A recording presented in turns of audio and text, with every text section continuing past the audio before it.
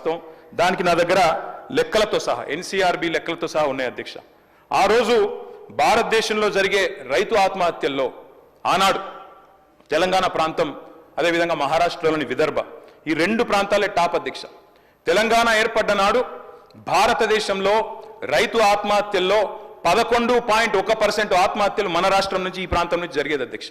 ఈ రోజు నేను గర్వంగా చెప్తా ఉన్నా అధ్యక్ష, గర్వంగా చెప్తా ఉన్నా, ఈ రోజు మేము మీకు ప్రభుత్వాన్ని అప్పజెప్పినాడు, మీరు మాకు అప్పజెప్పినాడేమో 11.1% రైతు ఆత్మహత్యల్లో తెలంగాణ వాటా. మేము మళ్ళీ తిరిగి మీకు అప్పజెప్పినాడు భారతదేశంలోనే అత్యల్పంగా 1.5%తో మీకు అప్పజెప్పినాం, రైతు ఆత్మహత్యలు తగ్గించినాం అనే మాట నేను గర్వంగా చెప్తా ఉన్నా అధ్యక్ష. దానికి కూడా ప్రామాణికం రేవంత్ రెడ్డి గారు అధ్యక్ష. ఇది ఆయన అడిగిన ప్రశ్న, ఆనాడు పార్లమెంట్ సభ్యుడిగా పార్లమెంట్లో రేవంత్ రెడ్డి అడిగిన ప్రశ్న చదువుమంటే చదువుతా అధ్యక్ష.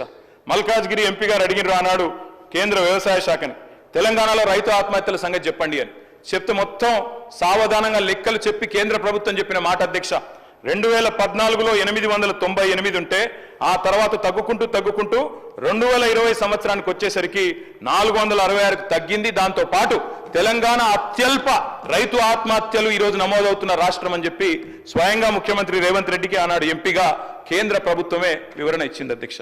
దాంతో పాటు అధ్యక్ష ఎట్లెట్లా